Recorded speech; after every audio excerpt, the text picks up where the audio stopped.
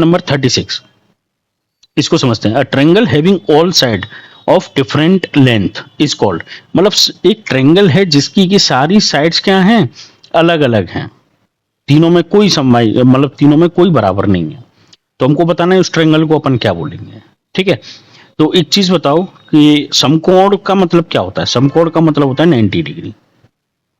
ठीक है, अब इस 90 डिग्री में ये तीनों भुजाएं बराबर भी हो सकती हैं और एक जैसी भी हो सकती हैं, लेकिन हमको तो बोला नहीं गया है, कोण को लेकर तो कोई बात है नहीं, तो अपन इस आंसर को गलती से भी टिक नहीं करेंगे। क्यों? क्योंकि हम जहां भुजाओं की बात कर रहे हैं वहां कोण को बीच में नहीं घुसाएंगे।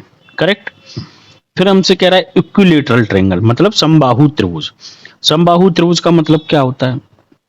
समबाहु त्रिभुज का मतलब होता है जिसकी तीनों भुजाएं क्या हों, आपकी बराबर हों। तो उसमें हमसे क्या बोला है कि डिफरेंट लेंथ चाहिए, तो ये आंसर भी आपका क्या हो गया, गलत हो गया।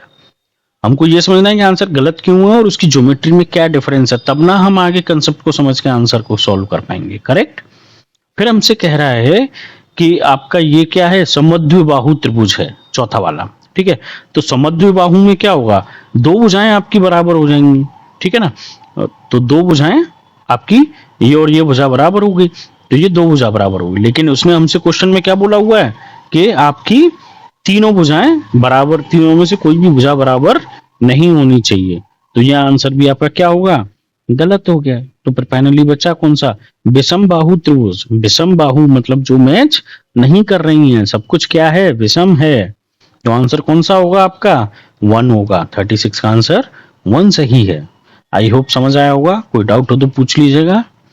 Thank you.